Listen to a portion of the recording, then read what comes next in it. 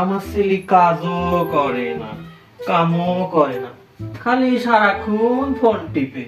কি করবো এই ছেলে ক্রিয়া আমি? চাচা চাচা চাচা, আমি অনার্স পাস করেছি।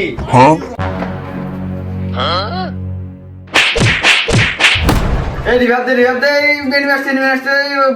দে গুলমার একটা। চাচা চাচা চাচা, আমি চাকরি পাইছি।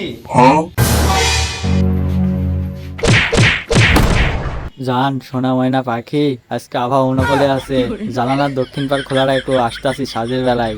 চাচা থামো।